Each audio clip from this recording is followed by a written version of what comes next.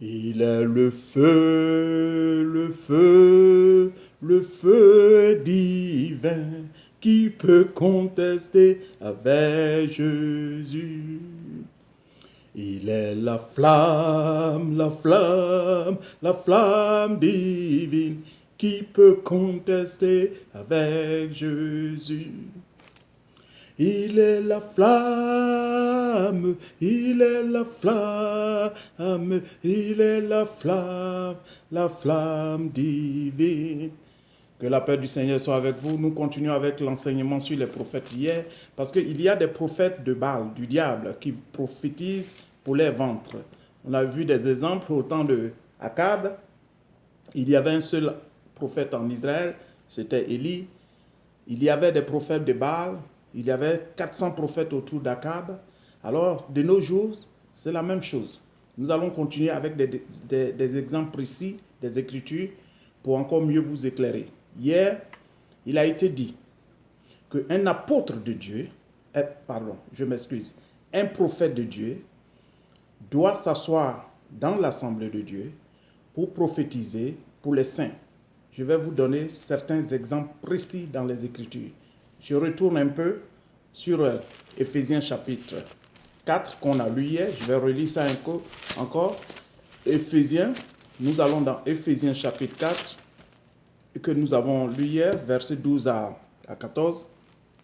Il a été donné les uns comme apôtres, les autres comme prophètes, les autres comme évangélistes, les autres comme pasteurs et docteurs, pour le perfectionnement des saints, en vue de l'œuvre du ministère et de l'édification du corps de Christ, jusqu'à ce que nous soyons tous parvenus à l'unité de la foi. On parle de la foi, c'est la doctrine. Quand on parle de la foi dont on parle ici, l'unité de la doctrine, c'est-à-dire que nous tous, nous ayons la connaissance de la doctrine des Écritures. Le Dieu de Paul, de Jean, de Pierre, de Jacques, le Dieu des apôtres. L'unité. Il parle de l'unité de la foi, on parle de la doctrine, de l'enseignement, de la connaissance du Fils de Dieu et à l'état d'homme fait. Pour que nous arrivions à un état d'homme fait, ça veut dire des gens complets dans la connaissance. À la mesure de la stature parfaite du Christ, parce que, étant chrétiens, nous sommes nés de nouveau, d'eau, d'esprit, et nous vivons une vie de sanctification pour tendre vers la statue parfaite de Christ. Ok. Donc ainsi, nous ne serons plus enfants, flottant et emportés à tout vent de doctrine, par la tromperie des hommes, par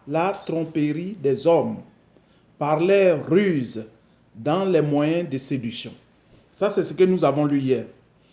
Le verset qui est plus important que nous avons lu hier, c'est le verset 12. Il dit « Pour le perfectionnement des saints, en vue de l'œuvre du ministère et de l'éducation du corps de Christ ». Quand on parle du corps de Christ, vous savez bien que nous parlons de l'assemblée de Dieu qui est l'Église. Maintenant, regardez. Je note à côté pour ne pas avoir... Regardez pour la raison. Allons dans 1 Corinthiens 14. Alors, il a été dit hier, depuis l'Ancien Testament, les prophètes ne sortent pas d'Israël pour aller prophétiser vers les nations extérieures. Quand on disait nations avant, on parlait des païens. Les prophètes de Dieu, de l'Israël, le peuple de Dieu, ne sortent pas de l'Israël pour aller vers les païens. Non. Et d'ailleurs, un juif, si vous lisez dans Acte 10, Pierre va le préciser, un juif n'entrait pas avant dans la maison d'un païen. Nous étions païens. C'est par le sang de Jésus-Christ que nous sommes entrés dans le plan du salut. Un juif n'entrait pas dans la maison d'un païen. Un juif ne mangeait pas avec un païen. À plus forte raison, un prophète de Dieu dans l'Israël va sortir de là pour aller prophétiser dans les nations. Ça ne se faisait pas. Aujourd'hui, ça ne se fait pas. Les Écritures sont claires. Allons dans 1 Corinthiens, chapitre 14. On a lu ça hier un peu, mais il y a une précision à faire. 1 Corinthiens 14, je lis à partir du verset 22. 1 Corinthiens 14, à partir du verset 22. Par conséquent, les langues sont un signe non pour les croyants, Mais pour les non-croyants, les langues sont un signe, ça veut dire le parler en langue, sont un signe non pour les croyants, mais pour les non-croyants. Donc le parler en langue est pour les non-croyants. La prophétie, au contraire, est un signe non pour les non-croyants, mais pour les croyants. Alors, si la prophétie est pour les croyants, frères et sœurs, êtes-vous sûrs que vos prophètes qui organisent des séminaires ou des, comment vous appelez, dans des stades et dans des salles, qui louent des salles pour le faire, vous êtes sûrs qu'ils prophétisent pour les croyants? Parce que les croyants, c'est à l'église. Quand vous prenez un stade, un bouddhiste peut être dans le stade. Un non-croyant, un païen peut être dans le stade. Quelqu'un qui blasphème même avec le nom de Christ peut être dans le stade. Ça, ce n'est pas le rôle du prophète, ça, c'est le rôle de l'évangéliste. L'évangéliste peut louer un stade. L'évangéliste peut louer une salle pour annoncer la bonne nouvelle. Et ça, je vais brosser ça un peu. Mais ici, il a été dit clairement ici que par conséquent, les langues sont un signe non pour les croyants, mais pour les non-croyants. La prophétie, au contraire, est un signe non pour les non-croyants, mais pour les croyants. Donc, je lis un exemple. Ça, c'est clair. Un prophète de Dieu doit être à l'église, prophétiser pour le perfectionnement des saints. Regardez le verset 23. Il dit, si donc, dans une assemblée de l'église entière, tous parlent en langue et qu'il entre des simples auditeurs ou des non-croyants, ne diront-ils pas que vous êtes fous? Mais si tous prophétisent et qu'il entre un non-croyant ou un simple auditeur, il est convaincu par tous, il est jugé par tous. Les secrets de son cœur sont dévoilés, de telle sorte que, tombant sur sa face, il adorera Dieu et publiera que Dieu est réellement au milieu de vous. Donc le prophète s'assoit à l'église. C'est à l'église qu'il exerce son ministère. Le prophète n'est pas un évangéliste pour louer une salle. Ce prophète-là prophétise pour son ventre. Celui qui loue une salle, celui qui loue un stade pour prophétiser, c'est pour son ventre, ce n'est pas pour Dieu d'Israël, qui a donné son nom de Jésus-Christ de Nazareth. Le Dieu d'Israël dit que son prophète, qui est son serviteur, doit prophétiser au sein de l'Église pour le perfectionnement des saints. Regardons un exemple. Allons dans Actes chapitre 13. J'ai pris un peu de notes. Là, je prends le dessus. Nous n'arrivons plus à retenir tout à la fois. Gloire soit rendue à Dieu. Quand vous avez déjà un demi-siècle, nous disons gloire à Dieu. Plus d'un demi-siècle déjà. Et Dieu, le nom de Dieu est béni. Actes chapitre 13. Actes chapitre 13, je lis au verset 1. Ça, c'est un exemple d'une église. Actes chapitre 13, verset 1. Il y avait dans l'église d'Antioche des prophètes et des docteurs. Il y avait dans l'église d'Antioche des prophètes et des docteurs. Barnabas, Siméon, appelé Niger, Lucius de Cyrène, Manaen, qui avait été élevé avec 30 ans, et pendant qu'ils servaient le Seigneur dans leur ministère et qu'ils jeûnaient, le Saint-Esprit dit, mettez à part. Vous voyez, ces gens-là étaient dans l'assemblée et ils prophétisaient pour Dieu.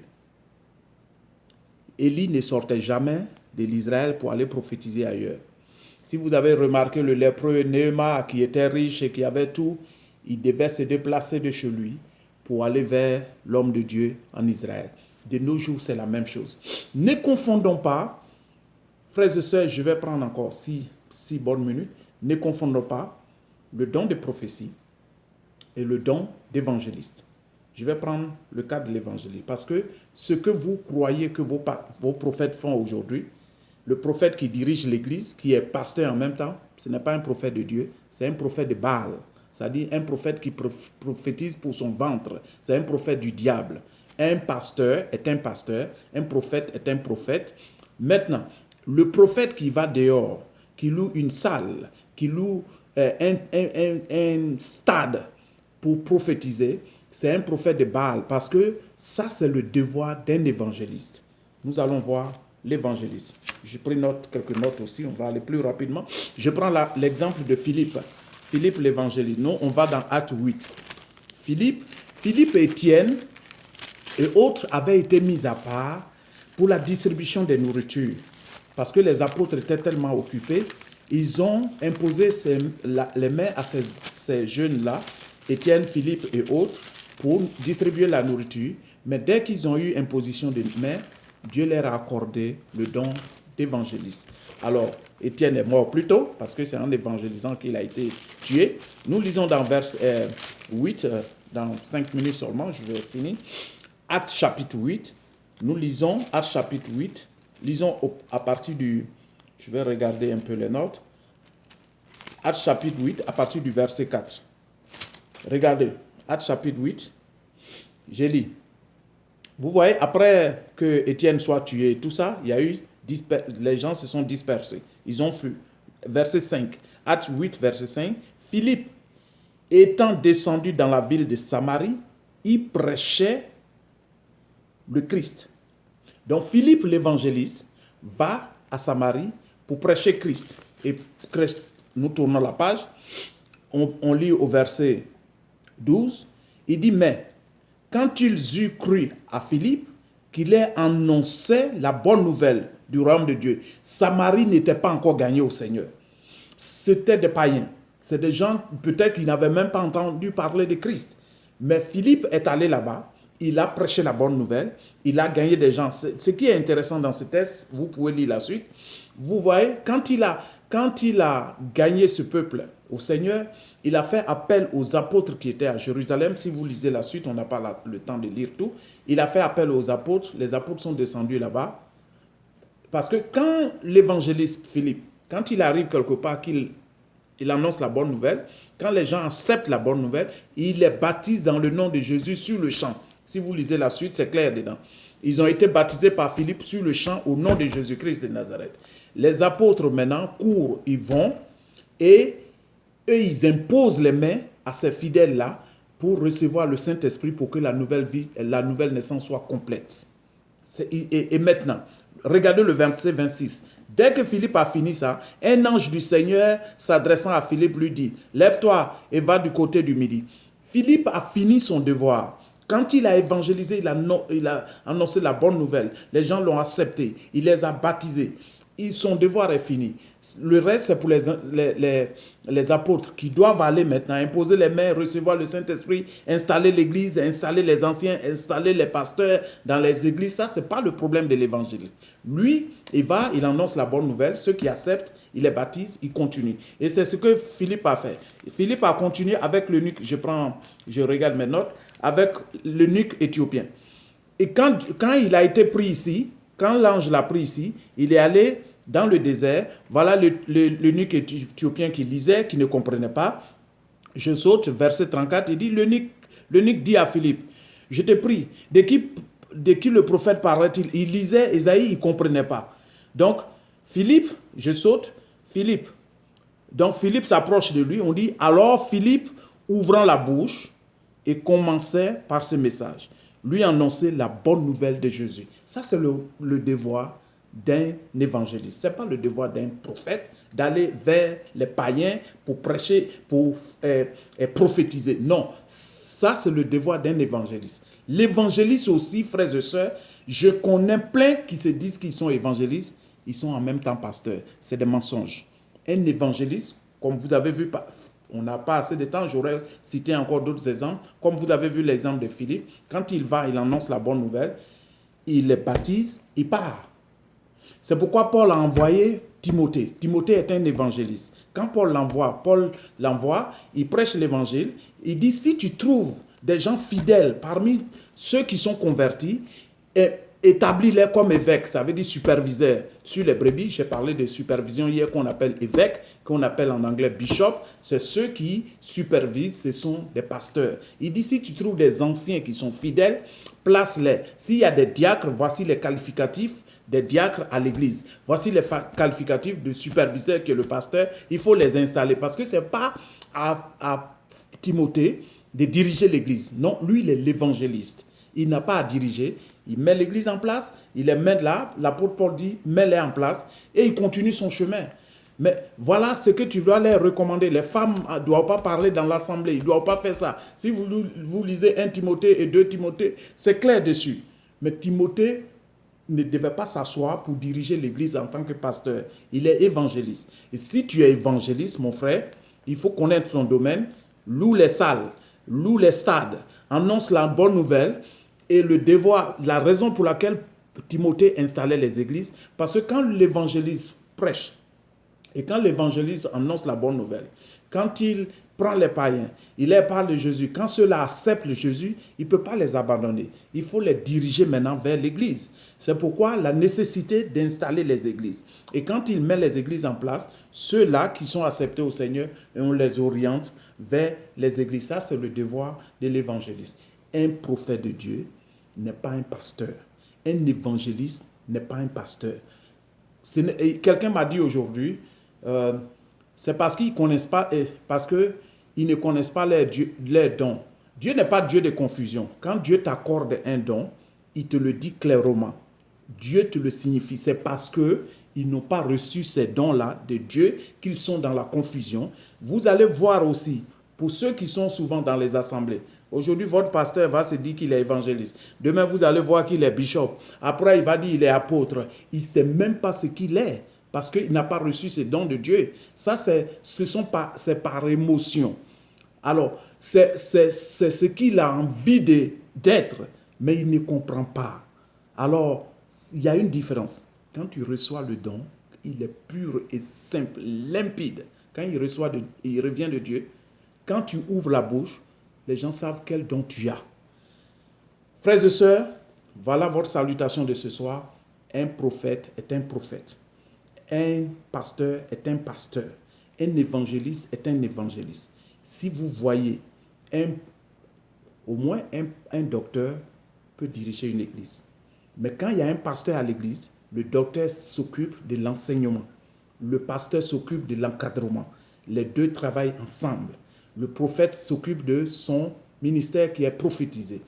Ceux qui ont les dons de langue, ils parlent en langue. Ceux qui ont les dons d'interprétation, ils interprètent. Et tout ça concourt au perfectionnement des saints de l'Église. Quand on dit saint, c'est très important, frères et sœurs. Vos assemblées, vous vous levez, vous faites ce qu'un saint ne peut pas faire ce qu'il a envie de faire. Non, ça, c'est pas. L'apôtre Paul dit, si je vis maintenant, si moi, Paul, je vis maintenant, ce n'est plus moi, Paul, qui vis, mais c'est Christ qui vit en moi. C'est ça, frères et sœurs.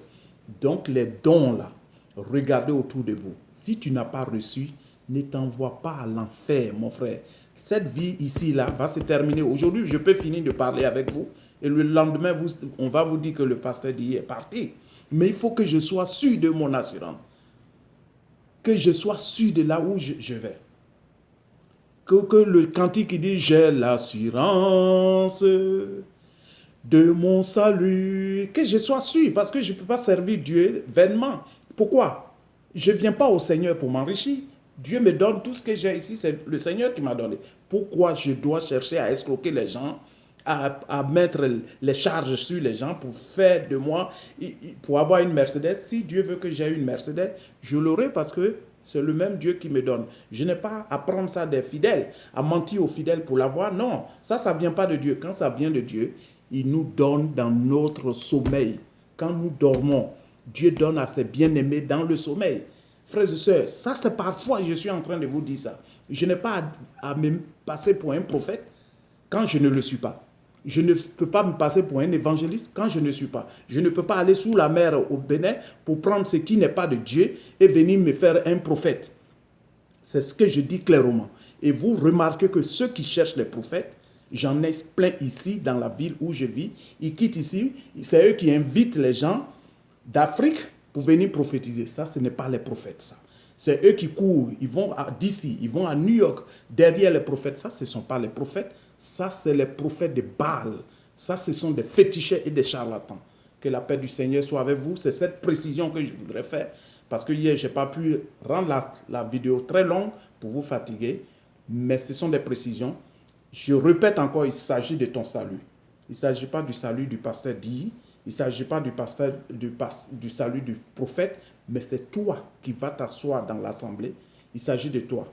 Et ceux qui cherchent les églises, oh, je ne suis pas dans une bonne église, je cherche une église. Le problème, c'est toi-même. Regarde-toi, observe-toi d'abord. Tu feras des bâtiments en bâtiment, ça ne changera rien. Le problème est à ton niveau. Ton cœur n'est pas circoncis. Et tant que ton cœur n'est pas circoncis, tu traîneras de bâtiment à bâtiment et tu auras perdu ton salut. Que la paix du Seigneur soit avec vous et que cette cassette ou cette vidéo, distribuez, donnez à vos frères. Il est temps maintenant que vous arrêtez, que les gens vous exploitent, que les gens prennent, oh, ils abusent de vous. Donne telle somme, on va prophétiser. Non, un prophète ne fait pas ça. Quand un prophète prophétise, il ne prend rien. Regardez le cas de Néhéma. Il avait la lèpre. Ils ont prophétisé pour lui, ils l'ont guéri. Ils n'ont rien pris d'eux. C'est ça le prophète de Dieu. Celui qui demande, sème d'abord. Ce n'est pas un homme de Dieu. Celui qui, quand il finit, dit paye ça. Ce n'est pas un homme de Dieu. Que la paix du Seigneur soit avec vous. Il est le feu, le feu, le feu divin qui peut contester avec Jésus. Il est le feu, le feu, le feu divin qui peut contester avec Jésus. Il est la flamme, la flamme, la flamme divine qui peut contester avec Jésus. Que la paix du Seigneur soit avec vous. Pasteur dit, je vous salue encore dans le nom précieux de notre Seigneur Jésus-Christ. Et que toutes les bénédictions terrestres et célestes vous accompagnent dans vos maisons. Au nom du Seigneur Jésus-Christ de Nazareth. Amen.